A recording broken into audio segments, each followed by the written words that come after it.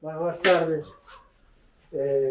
Bueno, para os que non me coñezan, eu son Antonio Piñeiro, son o secretario da Fundación Curros Enríquez, que gestiona esta casa. Antes de nada, quixera disculpar a ausencia do presidente da Fundación, que como os que son de Enríquez non sabedes, é sempre o alcalde en exercicio, ten unha reunión nestes momentos do GDR en Xinzo e non podía estar, que o disculpara. Nada, así, a miña función é simplemente darlles a benvida aos que se achegan por primeira vez aquí a Casa dos Poetas, especialmente a Xosé Estévez, decir que me alegra personalmente, bueno, por a miña relación coa figura, non con el, non o coñecín, pero sí coa figura de Pepe Velo, que nunca tivo oportunidade de falar nesta casa nada máis que portas afora, en algún acto multitudinario, por certo, pero sempre de portas afora porque o proxecto, digamos, cultural da Casa dos Poetas ainda quedaban moitos anos para que pudese estar aberto a todo o mundo como creemos que estamos. Entonces, simplemente darvos a benvida e nada, que esta casa está aquí para calquer cousa que teña que ver con Celanova ou con todo aquilo que ten que ver con Celanova e cos poetas de Celanova, convidarvos a que volvades por aquí cando queirades e, bueno, agradecer a visita a conferencia que nos vai impartir, que estaré moi atento para seguir. Ahora, San Carlos, non sei que sí, Don Baldomero vai a facer presentación do cartel que fixo para o 22 de setembro e el cuidadosamente habla. Bueno, o meu cartel, antes de nada, quero agradecer a Celina Inés Feijóo Soto, a Isinio, a Eric e a todos os que forman o Comité da Memoria Histórica da Comarca de Celanova polo seu traballo necesario e a contrapelo de todos aqueles que queren pasar páxina antes de tempo. Con este cartel quero honrar a memoria dos 7 fusilados, cos seus nomes e apelidos, sobresaindo a imaxe da rotura. Un home roto, asesinado, fusilado, a cabeza partida, un tiro no peito, roto pola falange, representada neste caso co yugo e as flechas, pero neste caso as flechas convertense en fusiles Mauser, cos que usou a falange, armamento alemán, directamente entregado dos fachas alemáns. E aparte de romper a república, de romper a democracia, de romper a vida, romperon a estes 7 rapaces, porque eran uns rapaces. O maior tiña 32 anos e o menor 19. E o único seu delito era traballar como sindicalistas. A técnica é un collage feito con cartulinas recortadas con tesoiras, técnica que é habitual na miña maneira de traballar as cartazas. E si quero destacar que foi unha gran honra que me pediran este traballo. E grazas a todos vostedes por estar aquí.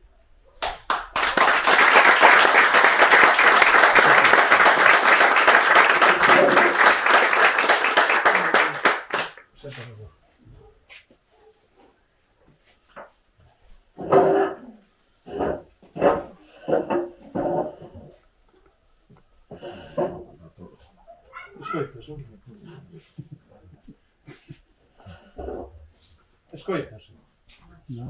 A ver se... Nuria, escoitas? Sí, vale. Ben, boa tarde a todas e a todos. Antes de nada, agradecerlle aos responsables da Fundación Curros Enríquez da Casa dos Poetas a acollida neste espazo. Agradecer a vosa presenza. Eu particularmente aos compañeiros e compañeiras, as compañeiras e compañeiros do Comité pola Memoria, pois estas palabras introductorias presentatorias e necesarias de que nos acompaña que Xosé Estévez, que como ben sabedes, catedrático emérito pola Universidade de Deusto, amplo estudoso da literatura, da cultura galega, militante nacionalista, traballador especialista en numerosas publicacións e numerosos autores do que son mostra moitos libros, moitos traballos seus, dende Murguía, dende o seu ben querido e amigo a quen se fartou de levar Manuel María, a outras moitas figuras, e dende logo estudoso do Galeuzca, do que nos vai iluminar coas súas palabras en relación cun coñecido e pouco tratado autor noso como é Xosé Velo, de quen, ao remate, os nosos compañeros músicos lle van poñer notas aos seus textos. Entón, simplemente agradecer a vosa presenza e dicir que ao remate do acto, pois, para quen queira formular algunha suxestión, pregunta ou que sexa, estableceremos un pequeno coloquio. Así que, sen máis, damos a palabra cun forte aplauso para Xosé Estévez pola súa presenza.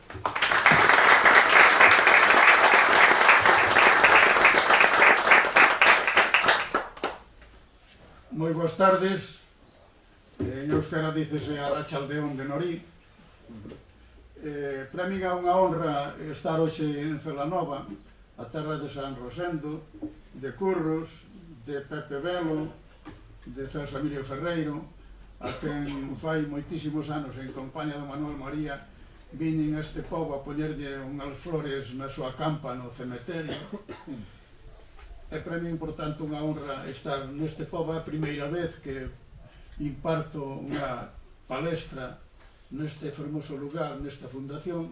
Quero agradecerlle ao encargado da fundación, Antonio Piñeiro, que me ofreza este lugar tan fermoso para poder falar, aos rapaces e compañeiros de Memoria Histórica de Celanova, Herido Baño, Pablo Sánchez, Isidro Araúxo, San Carlos Domínguez, que me fixo esta garimosa presentación. E despois destes prolevámenos de agradecemento, porque, como decía Castelao nunha carta a José Antonio Aguirre en 1947, os galegos distinguímonos por ser un pobo agradecido, e ese agradecemento debémoslo conservar per sécula seculorum. É de ben nacidos ser agradecidos.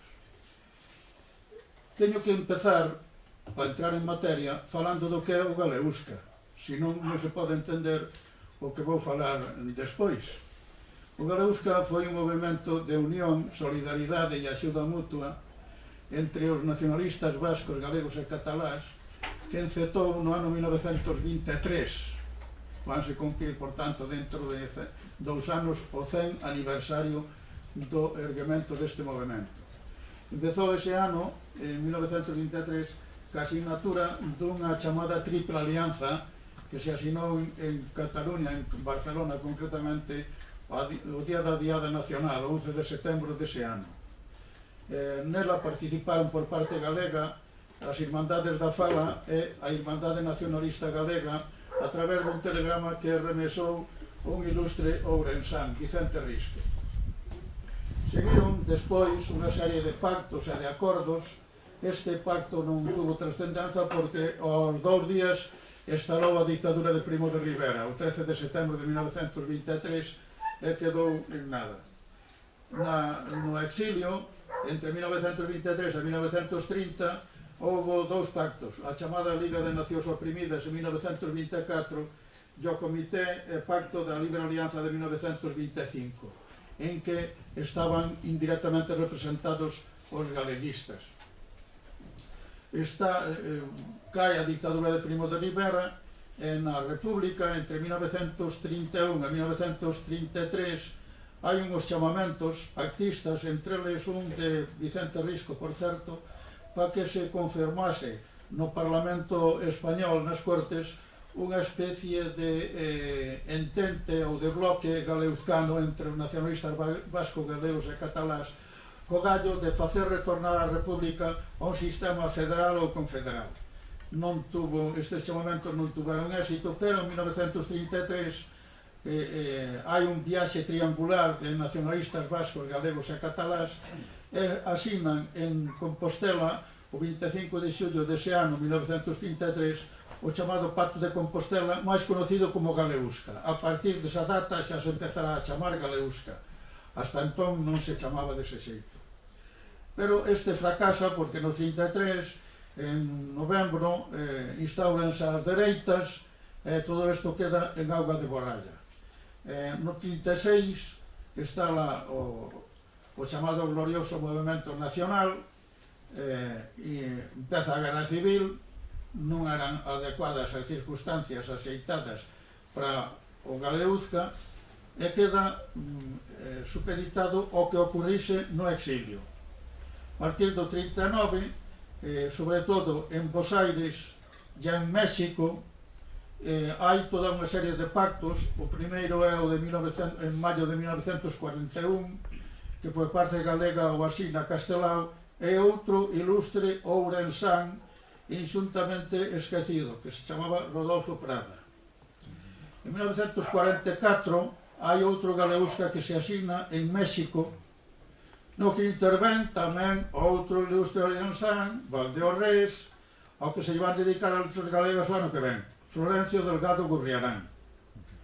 En 1945 hai outro pacto que se asina en Bos Aires, no que intervén Castelao, intervén por parte catalana Serra Moret, pero tamén que pasou, non se pudo levar a efecto porque todos estes pactos tiñan a idea de que sería derrubado o réxime franquista co trufo dos aliados na Segunda Guerra Mundial. Pero instaurouse a Guerra Fría e os aliados decidiron manter o réxime franquista, o cal era imposible celebrar un Galeusca no Estado español. Teníase que celebrar fora. E como o réxime franquista seguía existindo, estes Galeuscas terminaban por esmorecer. Entón, estas circunstancias da instalación da Guerra Fría fixo que este Galeusca do 45 tamén fose un fracaso desde o punto de vista político, non desde o punto de vista emotivo e sentimental. E así transcurriu entre o 45 e o 50, morre Castelao, o máis importante xeareiro do Galeusca, sin lugar a dúda, era este ilustre Rianxeiro, un galego químicamente pura e infusible ao soprete, como lle decía del Vicente Risco. Entón, queda esmorecido. Hai aí un intre entre o 50 e o 58 en que prácticamente non se fala nada do Galeusca. Pero no 58, outra vez de novo, resurxe esa idea, porque se están dando unha serie de circunstancias novas, tanto a nivel desde o punto de vista do Estado español como a nivel internacional. E aí hai que falar xa dun segundo punto.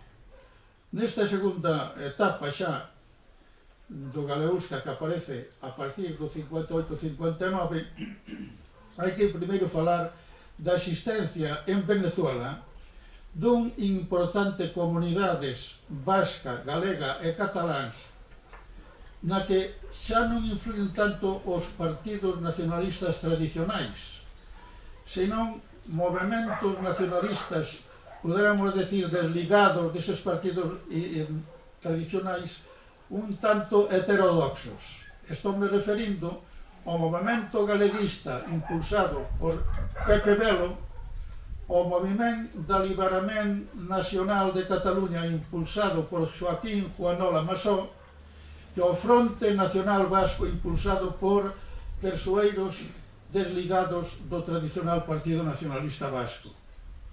E, por tanto, en resumo, hai aí un intre en que aparece unhas comunidades vascas, galegas e catalás que xa non están tan supeditadas aos partidos nacionalistas tradicionais. Estes tres impulsores do Galeusca foron tres grupos heterodoxos, poderemos nomealos: o Fronte Nacional Vasco, o Movimento Galeguista e o Movimento da Liberación Nacional de Cataluña. Os persoeiros máis influentes nos tres movimentos foron Pepe Velo, galego, Andima e Viñagabeitia, vasco, e Joaquín Juanola Massó, catalán. Os tres tiñan bastantes cousas en comúns.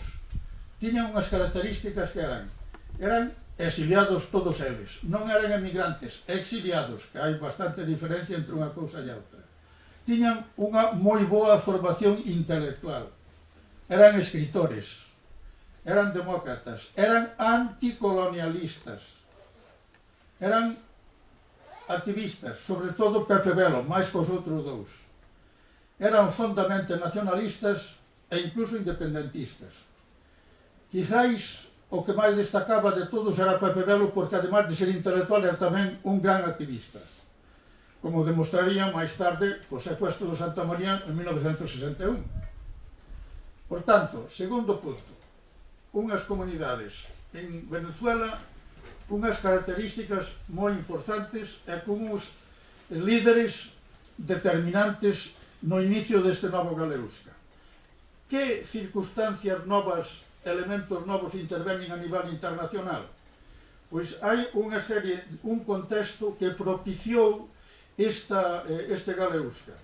Este contexto nele interveñen os seguintes factores. En primeiro lugar, a consolidación do réxime franquista.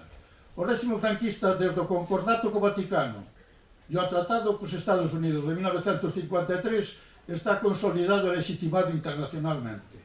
Ademais, en 1956, xa entra na ONU, cousa que hasta entón non podía entrar ese réxime.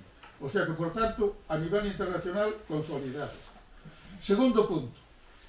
En 1945, cando remata a Segunda Guerra Mundial, a través da Conferencia de San Francisco, créase a ONU, que é a sucesora dunha sociedade que se chamaba Sociedade de Nacións, que xa existía desde o Tratado de Versalles de 1918, pero que non funcionou, e que foi a sucesora desta Sociedade de Nacións. A ONU, entre unhas serie de declaracións, hai varias declaracións en que propón e promove a liberación dos grandes imperios das colonias mediante o exercicio do dereito de autodeterminación.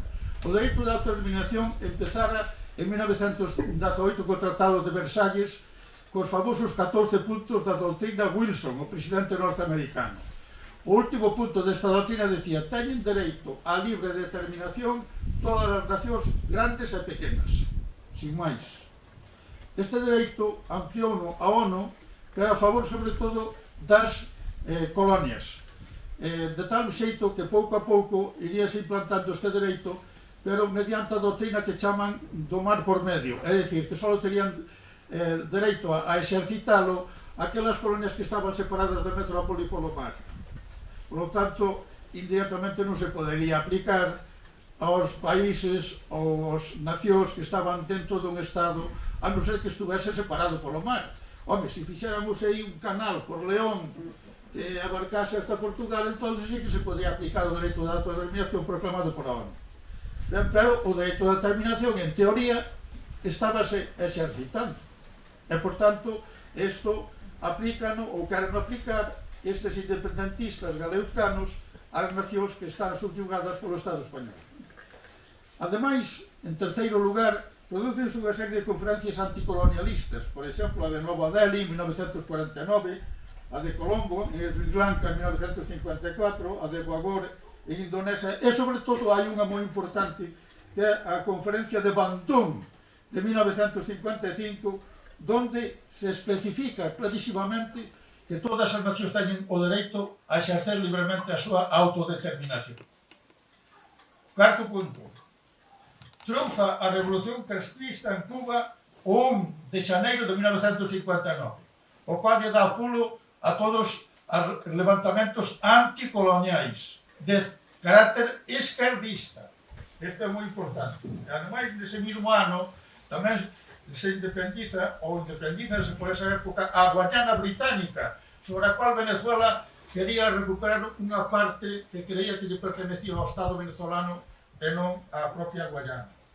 En quinto lugar, hai unha gran efervescencia política en Caracas entre os exiliados españois e galeuzcanos, de tal xeito que se conservan documentación no arquivo de Asuntos Exteriores do Estado español de queixas do embaixador de que o réxime venezolano non facía nada por suprimir as actividades destes exiliados republicanos e, por suposto, dos nacionalistas, sobre todo queixábase dun nacionalista vasco, que era un gran impulsor de actividades vascas en Venezuela. En sexto lugar, hai un desencanto evidente nas fileiras dos exiliados republicanos e tamén dos nacionalistas periféricos, sobre todo porque os partidos nacionalistas tradicionais xa se acomodaran á situación e non facían nada por derrubar o réxime franquista. E estes heterodoxos nacionalistas exiliados creían que había que facer algo máis. En sétimo lugar, hai unha restauración da democracia en Venezuela. Cae o réxime do dictador Marcos Jiménez, en 1958, e instaurase a democracia, triunfa e instaurase a democracia e sube ao poder Rómulo Betancourt, que favorece moito aos exiliados republicanos e ten, sobre todo, moi boas relacións cos vascos, de tal xeito que, por exemplo, hai unha viaxe do Dendacari José Antonio Aguirre e é recibido como honores de jefe de Estado no Palacio Presidencial de Miraflores en Venezuela por parte de Rómulo Betancourt. E por último, en octavo lugar, hai un manifesto galeusca en Bos Aires que o fan non os nacionalistas tradicionais, sino nacionalistas novos. E fan un gran festival que se titula Tres Pueblos en Pie, o 14 de xullo de 1958, que é saudado en Caracas con o resurcir dun movimento novo nacionalista das tres periferias e que é saudado en Caracas por prácticamente todos os medios de comunicación dos nacionalistas vascos e catalás sobre todo. E Rinchi, por exemplo, que é un medio de comunicación dos vascos, saúda ferventemente o manifesto que lanzan estas Tres Pueblos en Pie en Bos Aires. E por último, en xaneiro de 1959, o presidente da República no exilio, Félix Gordón Ordaz, que era un veterinario leonés, lanza ao público un manifesto, un memorándum, no que prácticamente pasa por alto as autonomías regionais. Esa causou unha bomba, non só entre estes nacionalistas heterodoxos, sino tamén entre os nacionalistas tradicionais. De tal xeito que hai os nacionalistas bonaerenses, co gallo dunha viaxe que fai Félix Gordón Ordaz, preséntano, ponendo unhas palabras así un pouco textuales, poneno realmente a parir, por esquecer as autonomías regionales no seu memorándum republicano. Os diarios que publicaban en Francia, os catalás, concretamente a Esquerra Republicana de Cataluña, lanzan unhas fortes denuncias contra este memorándum. Este memorándum é o último pulo, a última gota que colmou o vaso dos nacionalistas. Dixeron, con estes españoles non hai nada que facer, hai que ir a un galeusca febre, cérreme, independentista. Entón, a partir de aí, hai unha serie de conversas en Caracas, e ya cando se xesta o Galeusca de Caracas, que é o que paso a desembullar un pouco, desenrolar un pouco. O primeiro chamamento fano os catalás. Faise na sede dos catalás, faise tres xuntanzas. Unha o 12 de abril, outra o 19 e a última xa o 31, que é cando se dá a conocer o Manifesto Galeusca. O 12 de abril hai unha xuntanza na que interveñen, consérvanse as actas no Arxivo Nacional de Cataluña, concretamente na Fons do catalán Joaquín Joanola Masó. Na página, aquí teño unhas páxinas onde debullo un pouco quenes interveñen, concretamente na páxina 18, 17, vamos a ver a intervención de Belo. Interveñen por parte galega, non máis citos galegos, non lles interesa, sobre todo os galegos, interveñen Baldomero Gallego, un personaxe moi interesante, injustamente desconocido, intervén Julio García Santiago, que asinarían o Manifesto Galeusca, intervén un parente de Castelao, Mariano Otero Castelao, intervén Xosé Sesto, o pai de Farruco VI, que foi con Chávez ministro de Cultura, e intervén Xosé Velo Mosquera. Xosé Velo Mosquera intervén e dice claramente, concretamente dice, que proclame el derecho a la independencia de los tres pueblos aliados. Segundo, que se declare antifranquista y abierta a toda alianza con otros organismos para turbar el régimen fascista en la península, non só dice no Estado español, sino tamén en Portugal, é dicir, que afectaba tamén ao régimen nacionalista portugués. Estas dúas ideas son as que despois estarán no propio Declaración de Principios do Manifesto Galeusca. Por tanto, como vedes, activamente intervén xa no primeira xuntanza Velo Mosquera, Pepe Velo. O 19, a segunda xuntanza do 19 de abril, simplemente é para, xa se leva o documento ya para ver se ese documento é válido ou non, ou se lle fan algunhas chatas, ou hai algúns erros, ou hai que facer algunhas correccións ou ampliacións. Desa segunda xuntanza, solamente sabemos que se presenta un documento que é aceptado unánimamente por todos, tal como consta nas actas do Arxivo Nacional de Cataluña. Despois desa segunda xuntanza, como xa está artellado o documento, está unanimemente asinado por todos, envíese convocatorias a toda unha serie de institucións e organismos, bueno, hai que teño unha listaxe de 20 e tantas, por o que interesa aos galegos, por exemplo, envíanse convocatorias ao Centro Galego, ao Lar Galego, ao Ateneo Castelao de Cultura Galega e á Casa de Galicia. Hai contestación, por exemplo, da Casa de Galicia, en que contestan entusiásticamente adheríndose ao manifesto. Despois de enviar as convocatorias, celébrase a xuntanza xeneral para darlo a conocer á prensa o 31 de maio. Ese mismo día 31 de maio dáse a conocer á prensa o documento concreto que eu teño copiado da revista Irrinchi dos Vascos, que ten unha declaración de principios que dice: primera, Galeusca declara la independencia de las naciones gallega, vasca y catalana bajo las denominaciones de Galicia, Euskadi y Cataluña. Segunda, Galeusca se compone de todas las personas naturales y jurídicas que, siendo gallegas, vascas y catalanas, acepten y declaren la situación de independencia de sus respectivas naciones, las cuales en el presente están sujetas al yugo opresor.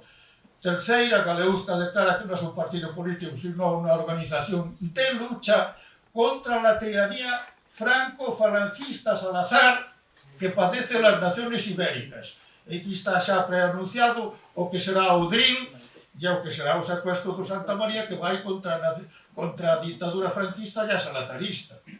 Galeusca, cuarto, declara que propugna para cada una de las naciones un régimen de libertad, de democracia efectiva y de verdadera justicia social. Quinta, Galeusca declara que propugna por la paz, por la constitución de los Estados Unidos de Europa. Es decir, que se adianta a Unión Europea y mejor del mundo, de donde formen parte todas las naciones mediante la incorporación con su independencia de las que están aún oprimidas. Sexta, Galeusca llama a la lucha a todos los partidos y organizaciones catalanas, gallegas y vascas, así como a la pequeña burguesía, a los artesanos y a la masa obrera y campesina para que se incorporen a la lucha para los esperados fines.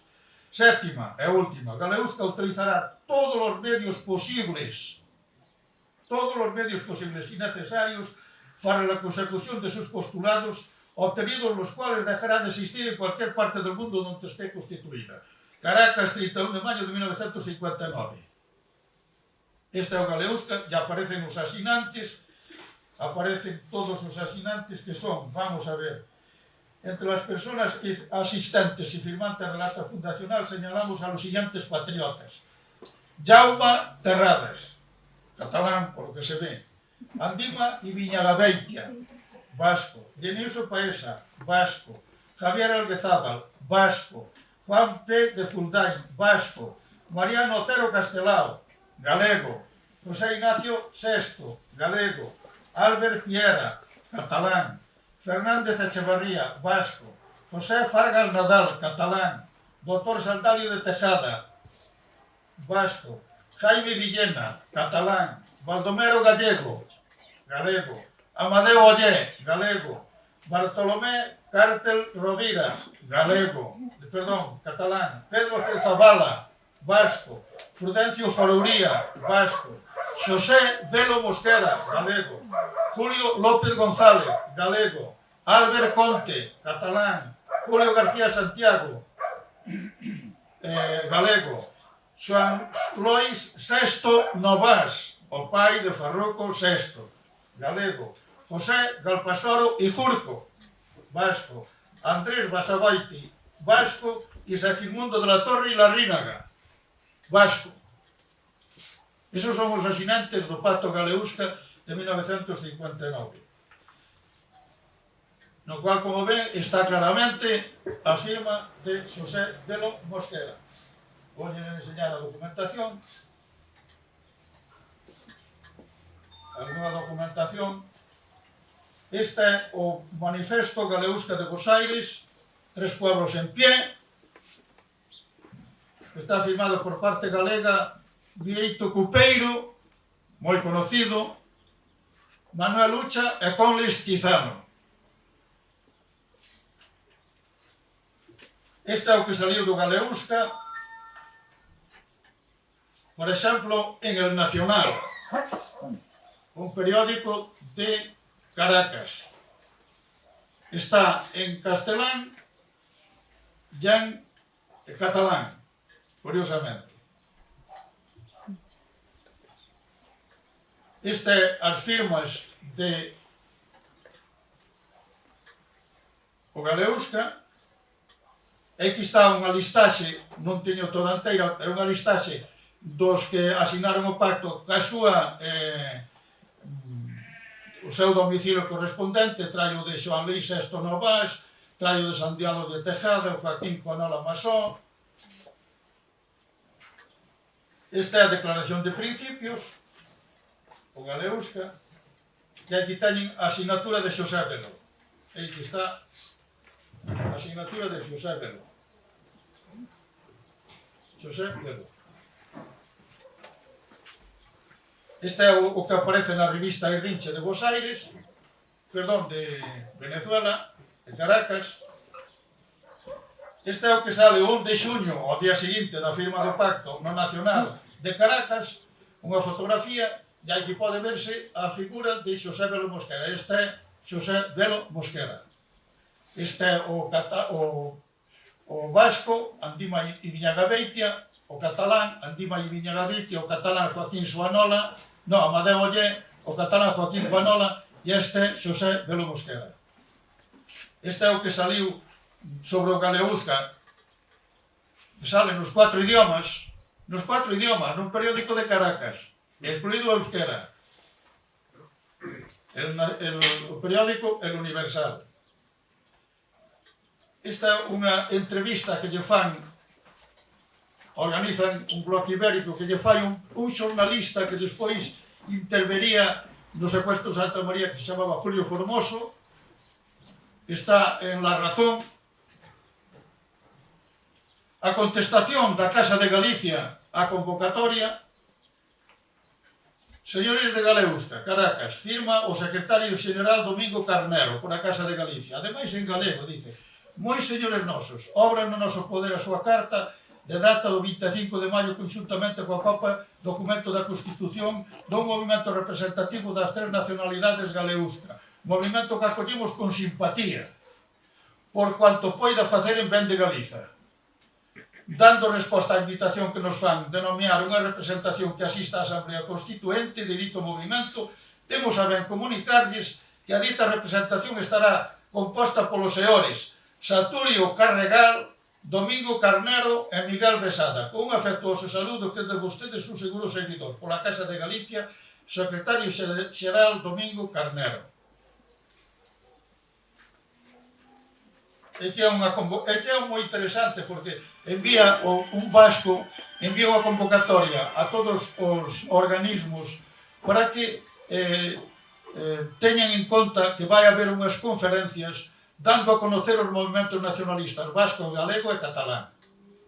E por parte galega, o profesor que impartirá as clases sobre o movimento nacionalista será o profesor Xosé Velo Mosquera, firmado por Sandalio de Tejada.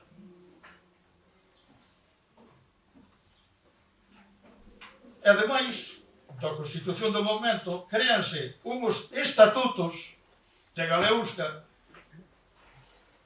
Estatutos de Galeusca de Caracas, 1959. Ten 3 títulos e 20 e tantos artículos, concretamente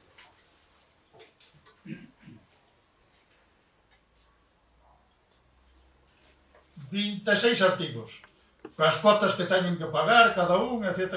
Moi ben estruturado, perfectamente definido, como estou convencido que fixo algún xurista que entendía destes temas. Por lo tanto, como vedes, a participación de Xosé Belo Mosquera deste Galeusca é un intre moi interesante e, por lo tanto, o protagonismo de Belo Mosquera é o que vou a falar a continuación para non darle máis a murga. Queda evidentemente demostrado, como se ve, por a xuntanza do día 12 de abril. A ver, onde teño 25, moi ben. Queda perfectamente. Na primeira xuntanza, celebrada o 12 de abril, nos locais citados, no Monjas a Piedra, que era da sede dos vascos, as 3 ideas chaves son as que ten en conta Xosé Belo Mosquera nesa xuntanza, que son a proclamación da independencia de Galicia, Euskadi e Cataluña, a declaración de antifranquismo e de alianza con outros organismos para derrocar o réxime fascista da península. Eso está nos estatutos de Galeusca, está na declaración de principios, está no que propuxo Xosé Belo Mosquera na xuntanza do 12 de abril. Xosé Belo Mosquera, ademais, participou nas 3 xuntanzas, o 12, o 19 de abril e o 30 de maio, asignando todos os acordos. Terceiro, non só eso, sino que interviría activamente pronunciando conferencias nos locais vascos e catalás, dando a conocer o movimento nacionalista galego, que por certo era o menos conocido dos 3. Porque os vascos tiñan moito diñeiro, eran unha comunidade forte, os catalás tiñan persoeiros moi importantes, algúns deles incluso daba clases na universidade, por exemplo, Carles Pisuñer, o irmão Augusto Pisuñer, eran profesores da universidade. E, por tanto, eran moi conocidos. Por tanto, o movimento galeguista era menos conocido e, a raíz disso, Xosé Belo Mosquera dedicouse a dar conferencias sobre ese tema. En cuarto lugar, na entrevista que lle fai Xulio Formoso, volve a reiterar Xosé Belo Mosquera que, sendo Galicia unha das tierras más rícolas de la península, ha sufrido la paradoja trágica de tener esparcidas por el mundo la mitad de su población activa. Además, dice, el problema gallego, engadía Belo Mosquera, que o problema afectaba a uns 80 millóns de persoas, porque Galiza non só era Galicia, sino que se estendía a Portugal e todos os países lusófonos. Belo Mosquera era partidario da lusofonía, evidentemente. E dice, pues habría entón que referirse a las tierras hermanas de Portugal y la inmensa posibilidad demográfica de las tierras brasileñas. Añade, en cuanto a la integración del bloque gallego en un frente unitario, Belo respondía que los nacionalistas gallegos, e son todos os galegos, decía así, eran unitarios porque les viña de tradición. Mais ser unitario non implicaba ser uniformista, porque niso estribaba o desbaraxuste político da península que culminou ca traxedia d'1 millón de mortos e que impediu que fose heroica para facela mártir da política de secano administrada en España multisecularmente. Iso dicía Xosé Belo Mosquera nesa entrevista importante. Por último, quixera señalar a importancia de Belo Mosquera no que transcorriu posteriormente. Belo Mosquera foi designado responsable no Galeusca dos comités de acción. Eses comités de acción son os que deron origen, isto foi en maio, son os que deron origen en setembro o DRIL, Directorio Revolucionario Ibérico de Liberación. E eses comités de acción, xuntamente co apoio económico de vascos e catalás, foron os que promoveron o secuestro do Santa María en xaneiro de 1961. Non só o Galeusca interviu, por tanto, indirectamente na creación do DRIL e no secuestro, sino que, ademais, hai unha carta na que os comités de acción dirixidos por Belo Mosquera puxaronse en contrato con un comité de liberación de Santo Domingo para derrubar a dictadura de Trujillo en Santo Domingo. É dicir, que Belo Mosquera non só interviña como activista no DIL, no secuestro de Santa María, no derrubamento, o intento de derrubamento a través do Galeusca das dictaduras de España a Portugal, sino tamén da dictadura trujillista. É dicir, que era independentista galego, pero ao mesmo tempo anticolonialista universal, como bon home formado nas ideas marxistas de esquerdas. Este era Xosé Belo Mosquera, un ilustre ceramorés, unha gloria nacional galega inxustamente non moi recoñecida nin coñecida, como pasa con outras glorias nacionais galegas. Mirade, eu anduve polo mundo bastante. Houve un momento en que padecín o complexo do colonizado, pero xa há moito tempo que ese concepto desapareceu de min. Estou orgulloso da miña identidade primixenia nacional e son solidario tamén con todas aquelas patrias que estén oprimidas. Desde que fun ao País Vasco loitei tamén para que o País Vasco pudera ter unha identidade diferenciada e chegara a ser un pobo orgulloso de seu, como eu son orgulloso de ser galego. Para andar polo mundo hai que ter unha identidade. Sin raíces non se pode andar polo mundo. Non hai que acreditar neses cosmopolitas de salón que se precian de ser universais, pero non teñen as raíces chantadas nun país. Para ser universal hai que ter as raíces chantadas nun tronco ben definido.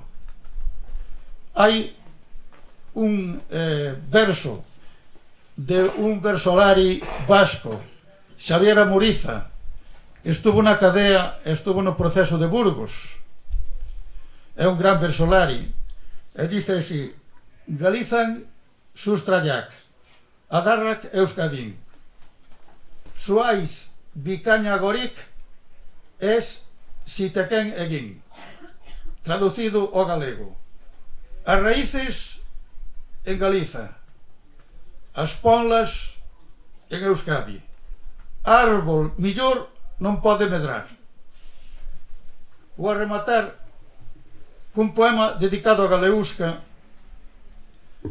que foi composto por un poeta chileno en 1944, e apareceu na revista de Chile Euskadi. Este poeta chamábase Manuel Gandarillas, era moi amigo do delegado do goberno vasco Pedro Arechavala e dun ilustre ourensán de América que se chamaba Manuel Celso Garrido, moi amigo de Manuel Celso Garrido. Este dedicoulle un poema a Galeusca. En realidad son 4. Hai un poema introductorio, outro dedicado a Galicia, outro a Euskadi e outro a Cataluña. Vou a ler o dedicado a Galiza, yo general. O dedicado a Galiza está, dice: Galicia, a Ramón Suárez Picallo, miembro del Consejo Nacional de Galicia. Daquela Suárez Picallo vivía en Chile. E dice: húmeda tierra de milagro verde, con versos de maíz en los arados, campana de agua que sonaba alegre sobre el ancho corazón de Castelao. Hoy revuelan mariposas enlutadas por el alto jardín de tus estrellas. El duelo nacional tiñe las granjas y Santiago no despierta en Compostela. El promontorio sacro de los celtas se alarga más que nunca por el mar. Quiere ser ala, isla y hoja suelta en su pandeiro azul de libertad. Oh, don Ramón de Suárez y Picallo, pide la lira a tu pariente Apolo y canta con tu voz llena de rayos el mensaje más alto y más sonoro. Dile a Santiago, tu apóstol, que se alce, que abandone su sepulcro en Compostela y que vuelva a caminar lo mismo que antes, con la pluma del cielo en la cimera. Mago del Verbo, cruzas nuestras calles con una herida abierta sobre el pecho, porque tu corazón quedó en sus valles, a la orilla sagrada de tus muertos. Claveles, cornucopias de oro y fuego, yo he visto en tus jardines, don Ramón. Hoy cuelga un trozo de tu sol gallego donde antes te soñaba el corazón. Yo, poema inicial, que é como unha especie de prolegómeno aos outros tres, titúlase Un canto entre llamas, homenaje a Galeuzca, Montes de Euskadi, Cataluña clara, pincel de luz en el solar gallego, yo llevo como abejas o campanas por entre el libre copigual chileno. En esta hora vertical y oscura no hay versos a la amada en la ventana. Los poetas no cantamos a la luna. El amor y la luna están en llamas. Armonías que rodan el futuro. San Juan Evangelista, tu oriflama, prestadme. Quiero el ritmo más profundo para tender un canto entre las llamas. Un canto libre a orillas de la noche, porque en la tierra de los cementerios vuestros muertos os llaman. Vuestros muertos os llaman. Y ese cartel, vuestros muertos os llaman, y sus voces son palabras de pasto en terciopelo. Os llenamos las manos de banderas cuando fuimos trizados por la muerte. Por vosotros ardemos como estrellas sobre los mares y los continentes. Escuchad la palabra de la tierra, oh catalanes, vascos y gallegos. No han nacido los déspotas que puedan fusilar a la vez tantos luceros. Muchas gracias.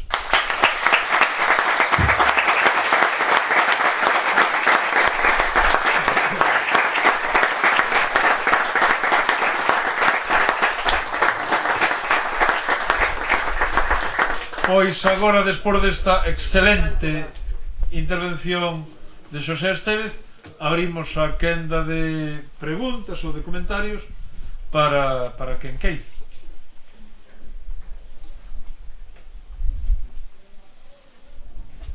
Mentres esquentades as gorxas, entón vou empezar eu. No, vou empezar eu. Vale. Saludarte, non me conocerte. Eu dicía Martín, estamos con cámaras en mi padre. Anda, coño. Sí, Ya tiña ganas de verlo, Que tal que vai o viño?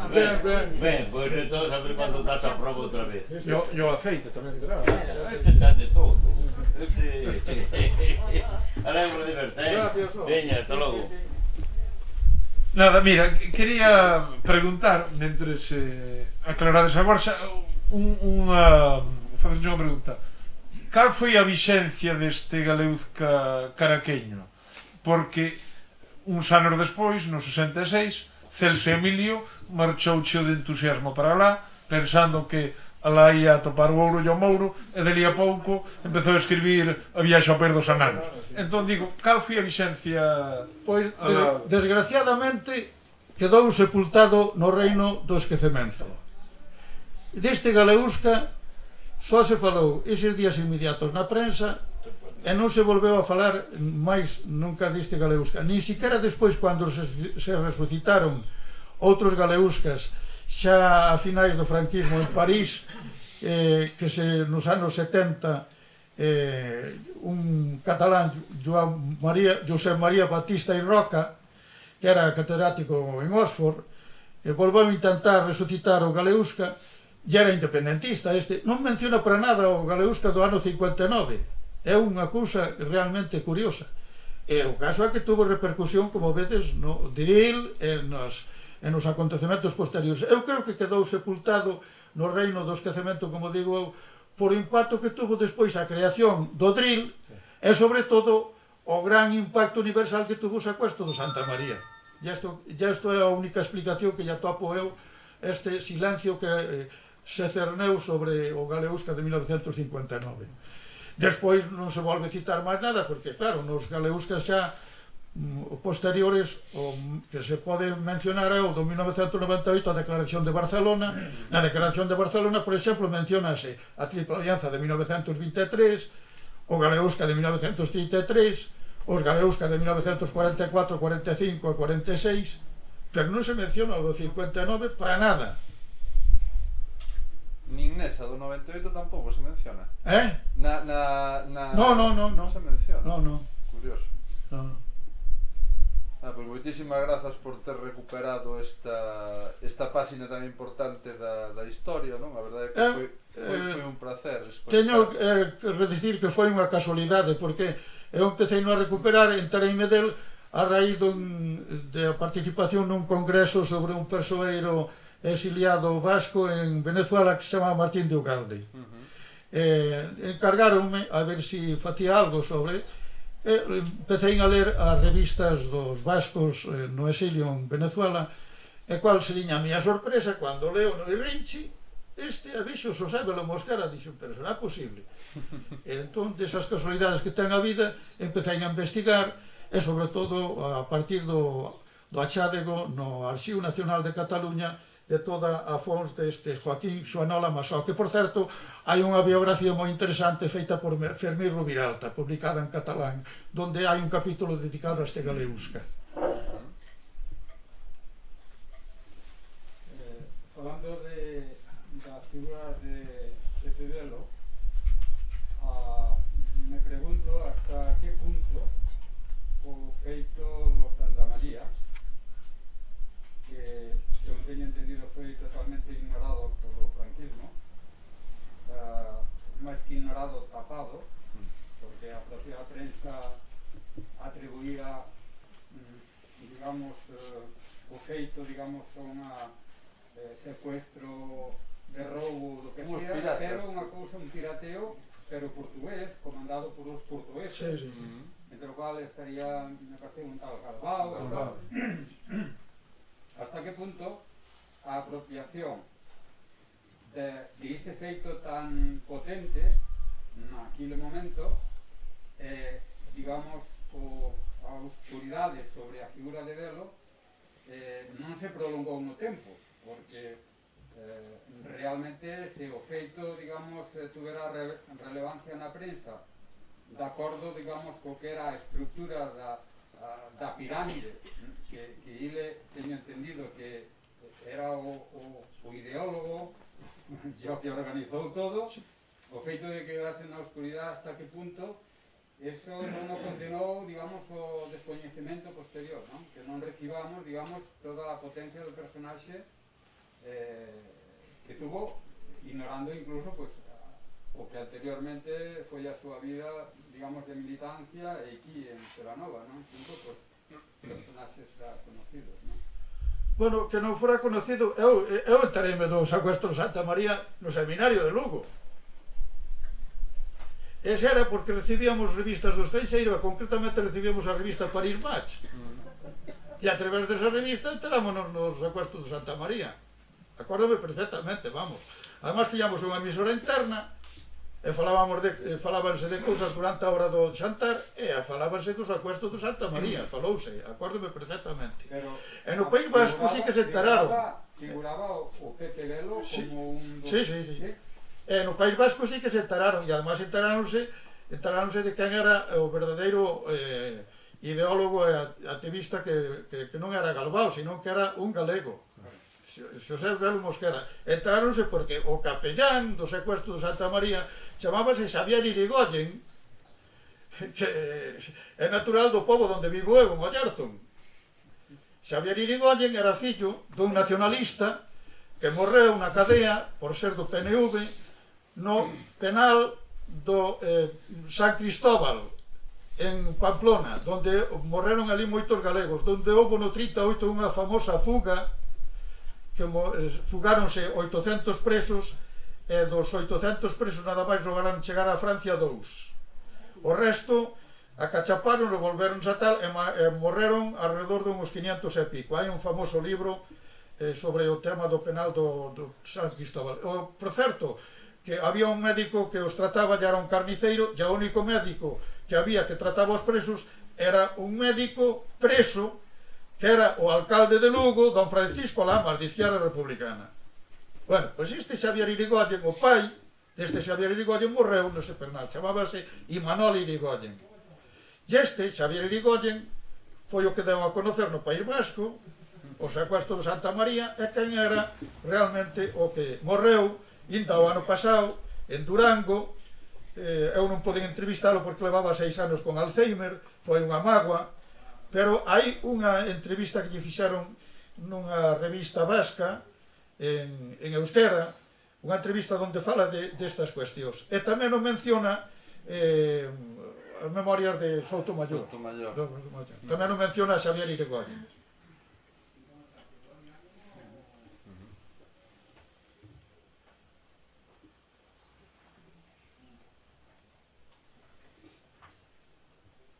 Bueno, para romper aquí o tema. Bueno, ¿hay alguna posibilidad, ve usted alguna posibilidad de que no futuro poida existir algo como a eso que xa morreu, que digamos ese proxecto que parece o Guadiana, pero hai alguna posibilidad de que volva a sonar alguna vez no futuro? Pois eu sinceramente, é unha teima miña xa. Bueno, eu fixen a tese de doutoramento e levo traballando sobre o Galeusca desde fai moitos anos.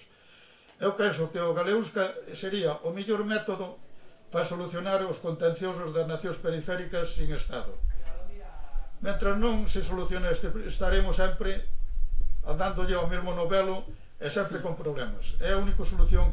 Eu penso que ou se fai un Galeusca como o de Castelao, que era unha confederación ibérica de nacións, ou senón, pois habrá que, se non hai máis remedio, pois utilizar o sistema de Pepe Velo e ir á independencia. E xa logo nese ámbito, a ter da túa experiencia como estudosa como tal, non lle ves problemas a futuro ao desequilibrio do peso político que ten o nacionalismo galego con respecto ao vasco e ao catalán? Home, claro, son as das eivas permanentes que temos. É que, sabe, aquí houve un problema moi grave, que foi o ano 1936. Mira, na sociedade vasca, na catalán, o nacionalismo tiña permeado a retícula da sociedade vasca ou catalán prácticamente nun 80%. Na sociedade galega do 36, a permeabilización empezaba a agromar o nacionalismo galego e permeaba digamos, un 20% da sociedade galega. Si van e che chega ao 36 e che chapodan un 10%, pois queda reducido á mitad. Mentras que no País Vasco, dun 80% quedou reducido ao 70%, na catalana o mismo.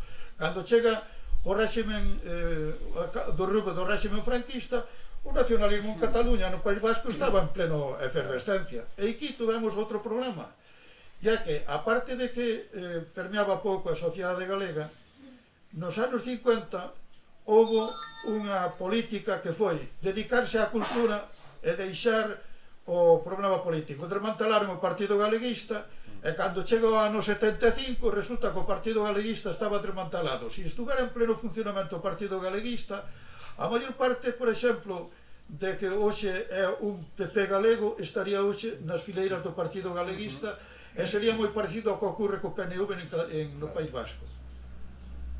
E esa é unha eiva histórica que é moi difícil de recuperar, ao meu entender. E logo abundando niso, por exemplo, a irrelevancia do papel do exilio, do legado do exilio, porque pensa, por exemplo, que Alonso Ríos, sucesor de Castelao no Consello de Galicia e tal, pois debería ser un terradellas de aquí e acabou tirándose con 90 anos o tranvía, sí. Así está. Sí, con 92 anos o tranvía, sí, o pobre home, sí.